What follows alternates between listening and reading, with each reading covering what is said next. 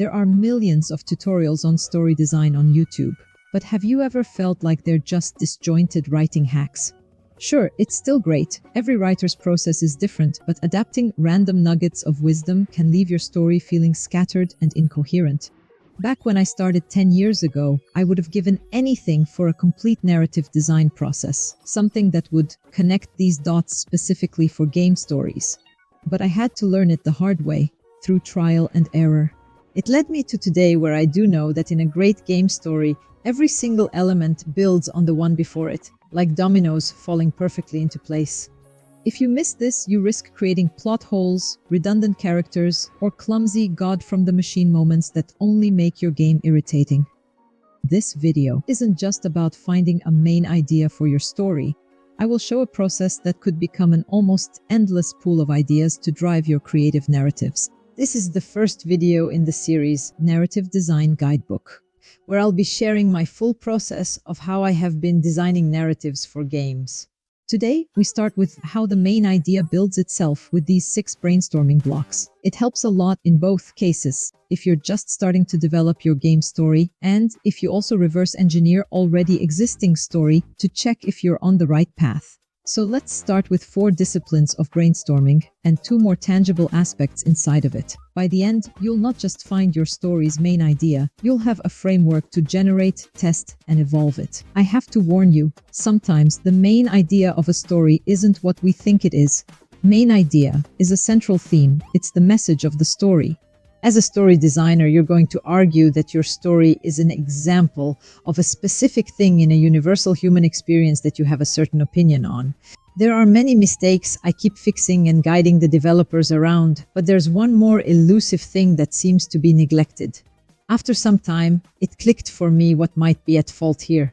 This step is often skipped because we tend to learn by imitation. Imagine you have played Minecraft for years and think, great game, 10 out of 10, but it's missing something. You decide to recreate Minecraft in Unity, imitating most of the mechanics but adding your own desired twist. Even if you end up with a balanced game instead of a mod, you're still left with an imitation of an already cooked dish, like adding boring salt to boring potatoes. Is that really enough? Here, I could be fixating on industry norms and sales metrics, but let's approach this like a science instead. Have you ever felt crushed when you discovered a new film or game with a story was similar to the one you were making? I know I did when I relied on imitation in my works. It made me scrap everything and think, why bother? Humanity has already seen this story. But the truth is, every story has already been told. You can't reinvent the roasted potato. It was perfected in someone's Adobe's oven ages ago. It's you, as a designer, who adds the spices that bring out that kick that is uniquely yours. Add a little bit of spice. But I'm not saying that imitation equals failure. In fact, it's actually the cornerstone of creativity. Take history as an example.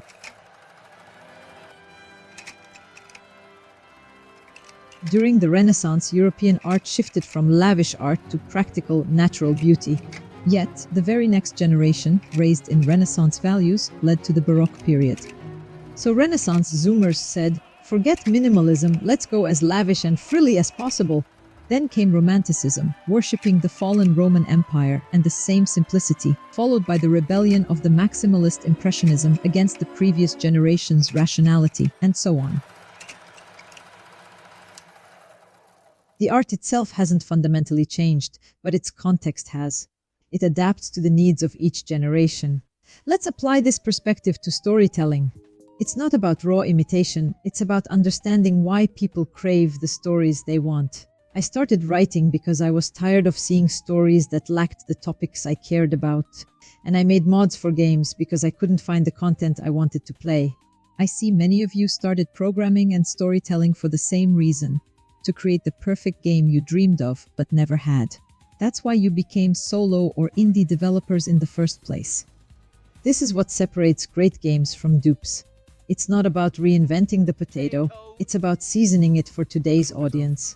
If you've ever spent weeks lost in a loop of ideas, maybe I should create a simulator about being a dog? What if I created a JRPG set in medieval China? Or maybe, as a horror fan, you dreamed of designing a first-person shooter horror game? This is brainstorming at its core. But what if we could brainstorm the brainstorming itself?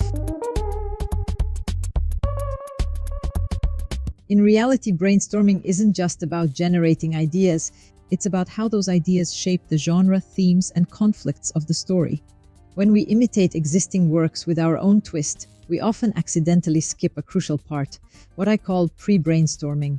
Without this step in intentional design, even the most creative ideas might get off track. This is a struggle I've faced as well. I've learned that it's not a reason to discard my story just because a AAA game company announces something similar. I've also realized that skipping the pre-brainstorming phase entirely is not always an option, though I don't have to start from scratch every time. After observing the industry up close for a decade, I've learned how to reverse engineer my brainstorming process, even when I'm starting with imitation-style game design. So, what are these 4 disciplines? If I ask you to look at this timeline of human storytelling, where would you place games and video games in it? We'll use the term fictional games for clarity, since that's what we're working with in narrative design. As you're thinking, let's mark a few key points to provide some perspective. Fiction writing finds its place around here, with Gutenberg's printing press dating back to around 1440. Soon after, in the 1600s, we see playwriting flourish, leading to the creation of Shakespeare's first folio. Screenwriting appears here with the birth of cinema, around 1900, where Méliès' A Trip to the Moon revolutionized simple scene descriptions. The golden age of comics? That kicks off in 1938 with Superman's debut in Action Comics 1. And before the written word, we had oral fictional traditions, songs, ballads, theater, opera, reciting, and even campfire storytelling. Ready for the answer? Here's where games and video games fall. We'll place tabletop role-playing games like Dungeons & Dragons around the 70s. Live-action roleplay, also known as LARP, began the following decade, placing the early 80s, and video games started taking shape even before. This goes as far back as 1958's Tennis for Two on an oscilloscope, then 1962's Space War at MIT, and the first home console by Atari in 1972. Notice this? The timeline for games is much shorter than other forms of fiction. I think we all know games are new, but we actually are at the very beginning of it, literally second and barely third generation. Of course, our game storytelling is shitty. This newness is why we see such heavy borrowing from other, more mature fiction industries, like film, literature, and comics. Those industries had the time, money, and trial and error processes to solidify their techniques. But games? They're only at the beginning of riding an upward wave of popularity. For the sake of historical speculation, I'd say this is the momentum for innovation instead of imitation.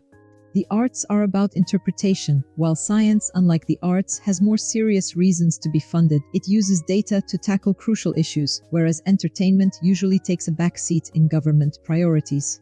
But here's the thing. If we have data, we can make predictions, and that changes everything. Imagine being a 1950s housewife in the US with a specific lifestyle. What kinds of stories would you pay to watch or read?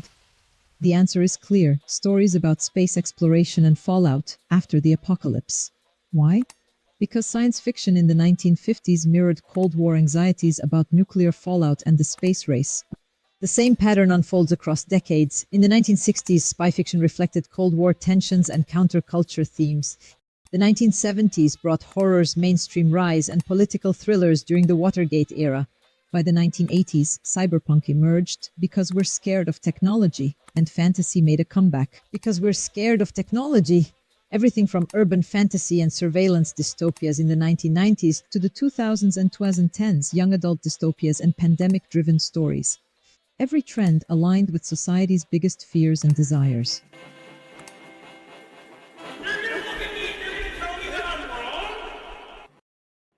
So, stories are directly tied to change in times, people, and cultures. By using sociology to examine societal patterns, you unlock insights into what resonates with people, why it matters, and how you can channel this into your storytelling. That's what I mean about it being a fantastic predictability tool. If we look at the data, we can see that dystopian and apocalyptic stories tend to dominate during periods of political unrest or economic uncertainty. During times of peace and prosperity, escapist fantasy and otherworldly adventures are more popular. So let's look at how we can harness this data for the rest of our narrative design process, particularly focusing on the main idea. If you're already writing a comment, actually it's not true, Never happened. and anything you liked in media weren't about your fears or desires, listen. I grew up with movies about American high school bullies, jocks, nerds, and the weird person sitting alone at the cafeteria table. Did it reflect my real life? No. And honestly, I'm not sure it reflected the reality of 80s millennials in the US either. But does that mean the explosion of coming-of-age stories was random? Not at all.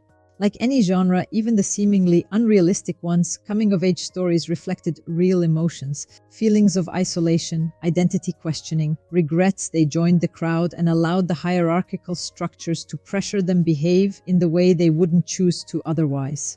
Once these high schoolers grew up, they could fully comprehend the context and the consequences of these experiences. Directors, writers, game developers got their hands on the industry and shared their stories for the same generation, who in turn also got hands on other industries to pay their adult money for entertainment, and they paid for the relatable stories. This is how coming-of-age genre popped off in the 2000s and 2010s. For example, Stranger Things and the Goldbergs, RPGs like Final Fantasy and Chrono Trigger, platformers like Super Mario and Sonic the Hedgehog also reflected the childlike wonder for adventures present in this story genre. Simulators like The Sims gave us the safe space to commit crimes in a dollhouse. Some fighter games, Street Fighter and Mortal Kombat, fueled the competitiveness spirits in the girlies. And educational quest games like Carmen Sandiego and Oregon Trail to spice up a school curriculum. Have you noticed that around 2015, 80s nostalgia itself became a genre? The setting transformed into a hero of its own, drawing in new generations while showing them filtered perspective on the past. And yet, for all this innovation, some trends lagged behind. Take technology. Why did the first massively popular TV show about the dark side of technology only come out in 2011? Haven't we been paranoid about our cell phones since the mid-2000s? Well, yeah. Said the Black Mirror writers, and here we are. I know, fiction's traditions are powerful, but sometimes that power leads to mindless imitation rather than true reflection.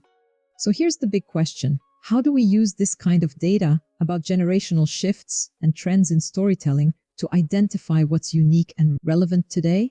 It starts with understanding that storytelling isn't just about imitation or nostalgia. It's about reflecting the unique challenges and aspirations of the current moment. Whether it's exploring new relationships with technology, generational dynamics, or the evolving meaning of community. When I first wrote this script, I thought about advising you to focus on trends. But honestly, that's probably the worst advice you could give a game developer today. Why? Because think about how much has changed in just the past 10 years. One of the biggest shifts we've seen is the rise of microtrends. Remember when memes used to stick around for a year or more? Now, the lifespan of a meme format barely lasts a couple of weeks.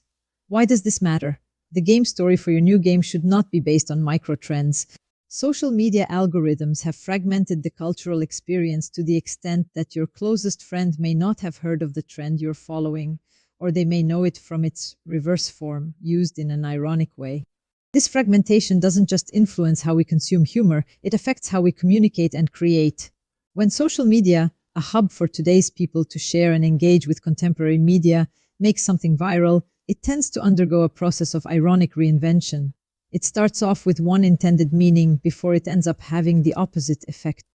Irony is a prevalent form of contemporary artistic expression. What are some examples you can think of? Feel free to share your thoughts in the comments. Got backy test results. And your test results, Era. So I just got backy test results. When I turn up to the test results competition and my opponent is you. So I just got backy test Maybe results. the test results are the friends we made along the way. Sorry, I just got backy I test. can't let the gang know I fuck with these test results. So I just got backy test Maybe our results. test results. You've got cancer.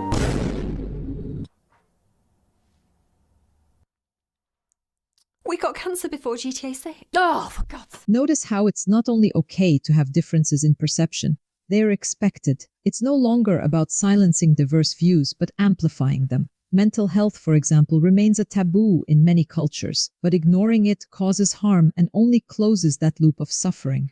It's a generational beef cycle of humanity. It always has been and always will be. Imagine how expensive it is to create something entirely new, even if it's an imitation. After prototyping and testing, the benefit to society might be too good to hide. Imagine creating details from titanium. It's very expensive. But then you realize titanium isn't that important and you can 3D print it in your basement. It becomes cheaper, big industries buy it for their work.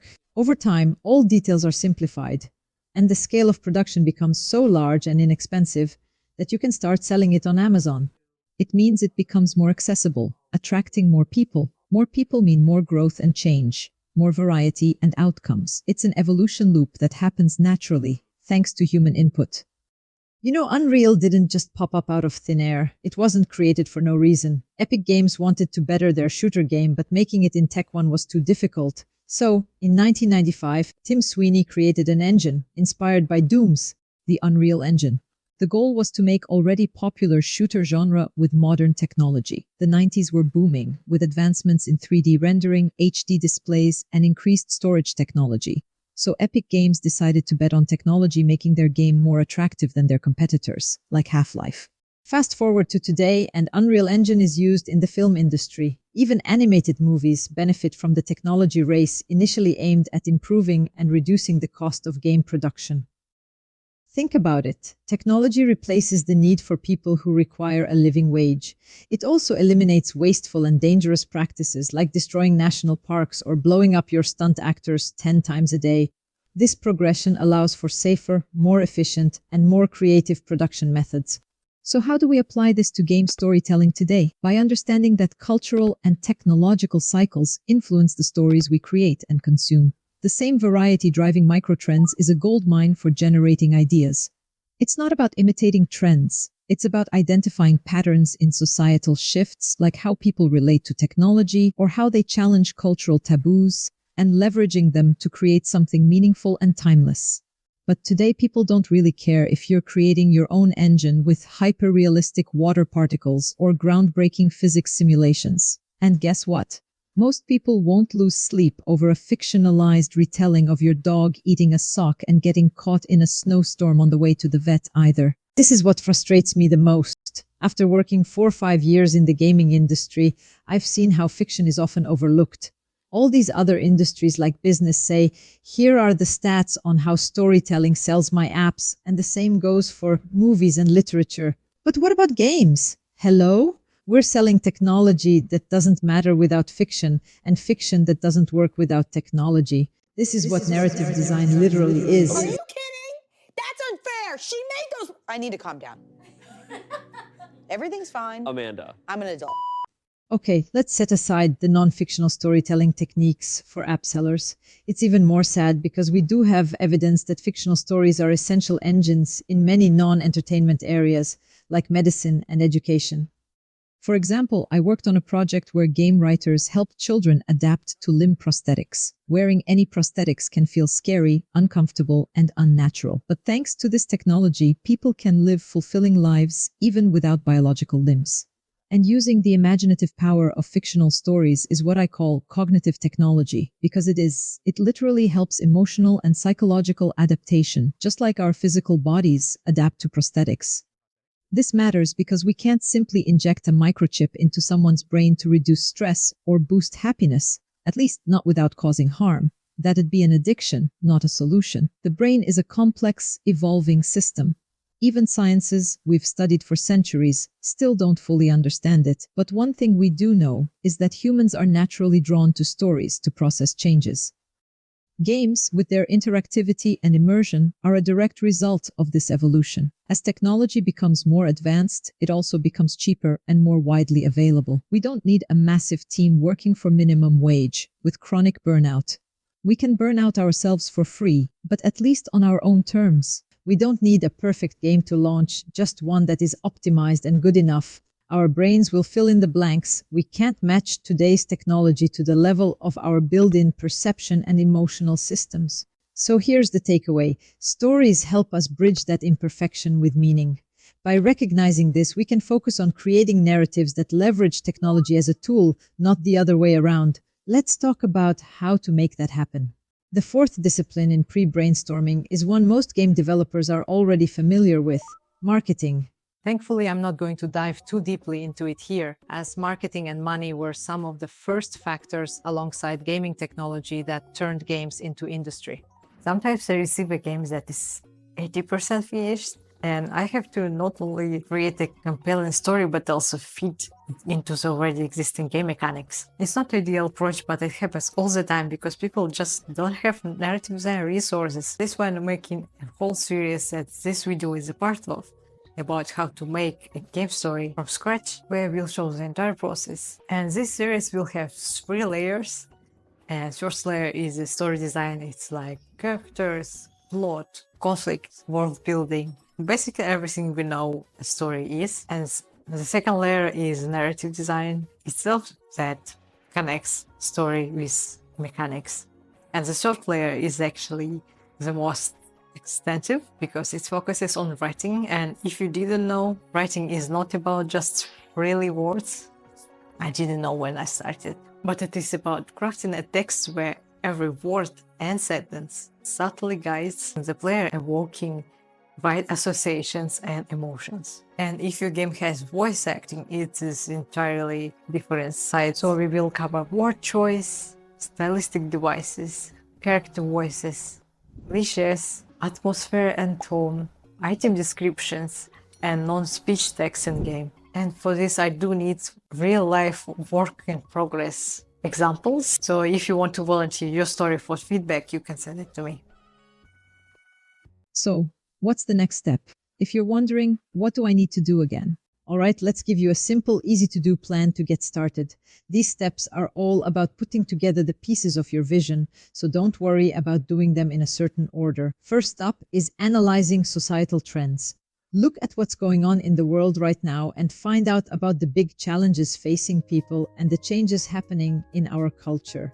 Next, you want to explore the themes that are catching people's attention these days, things that people find interesting and can connect to. Now it's time to bring a little inspiration into the mix. Think about the kind of art that speaks to you as a creator. Whether it's movies, books, paintings, or music, find out what moves you. Then, start thinking about how you can use technology to bring your ideas to life. Learn about game development and the tools and engines that can help you create the best game possible. Take advantage of all the free resources out there and learn as much as you can. And last but not least, keep an eye on what's going on in the industry. Look at what people are playing and what's making people think. This will help you understand where your game fits in and how you can make it unique. With these 4 steps covered, you'll have a solid foundation to build your game upon. The end result should be a game that feels fresh, thought-provoking, and has the potential to resonate with a broad audience. As you work, remember to keep track of your progress, revisit your plan, and don't hesitate to tweak your ideas if necessary. The key is to stay open and flexible while maintaining a clear vision for your game.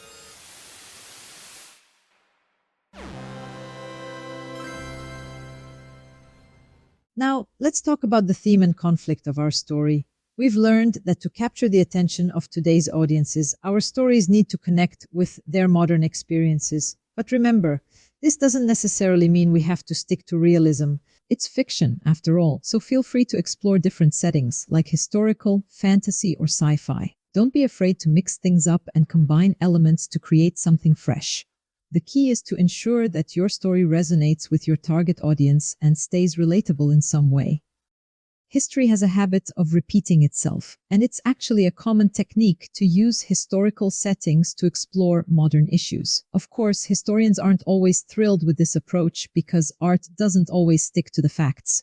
So let's make sure we understand what theme and conflict mean in storytelling. I made a list of the most popular ones in my last video, so let's recap.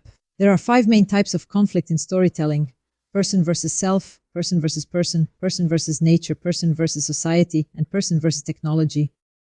Themes are broad concepts like love, loss, ambition, or morality. Conflict emerges when these themes come into opposition. The main idea can be born from personal experience or the imagination, following the write what you know rule. The theme sets the main subject for discussion, while the conflict involves the opposing forces within the story. This distinction is important when building the plot, which we'll delve into separately. Theme and conflict are intertwined and not to be treated separately. Many aspiring writers mistakenly view story elements as a checklist. They might think, I want to tell a good story. My theme, cars, and the conflict? Person versus person, with a racing champion and his wife. It's amusing because that's actually a story I'm working on right now. story I made back when I didn't fully grasp the concept of the main idea or plot.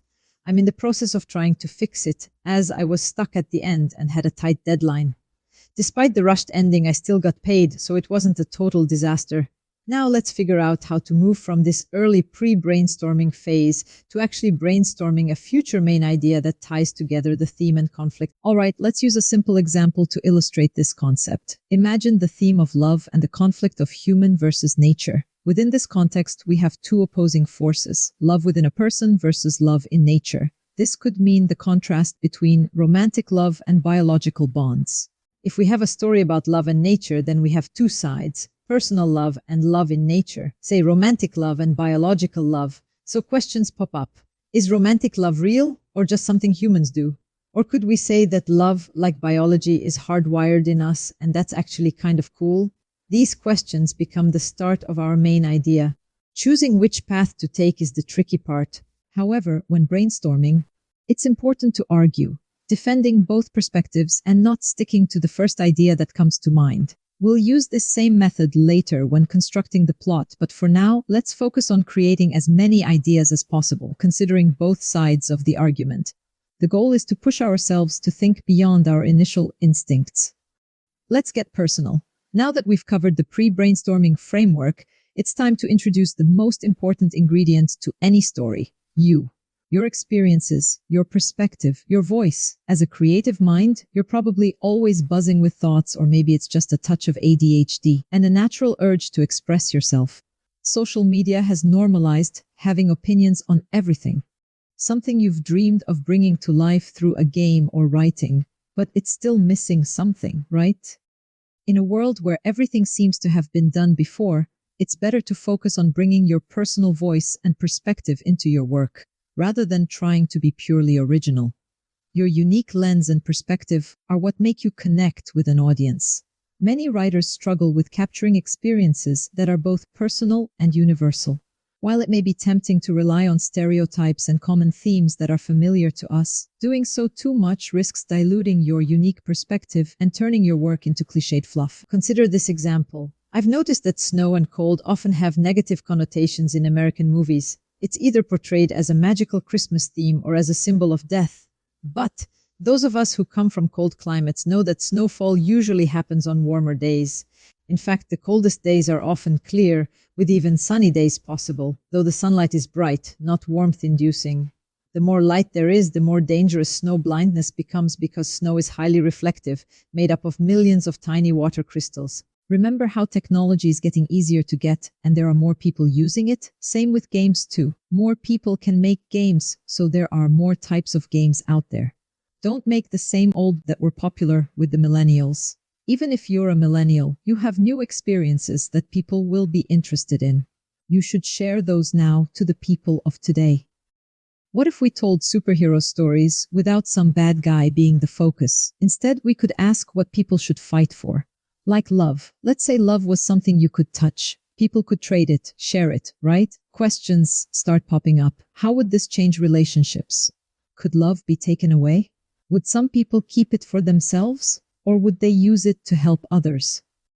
Even when I see stories or games that don't really grab me, it's important to distinguish between industry-level boring and personally boring. If it's just my personal taste, that's okay. As a hired game writer, I still draw inspiration from my own experiences, even if they're not exactly the same. I can still find common ground and build from there. So, how do we create something not just enjoyable to play, but also something that makes people think? The key to doing this right is by combining information gathered from data with your own personal point of view. To start, analyze the big trends in society. This will show what's popular on a cultural, national, and even global scale thanks to globalization.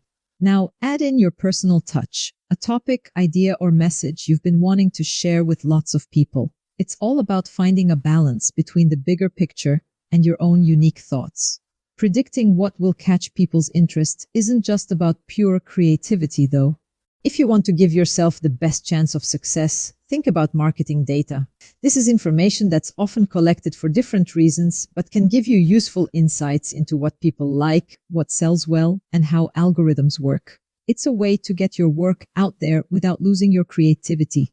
And for you indie developers or small studios, chasing these tech trends might be tough since big companies have tons of money to spend and don't always share their strategies.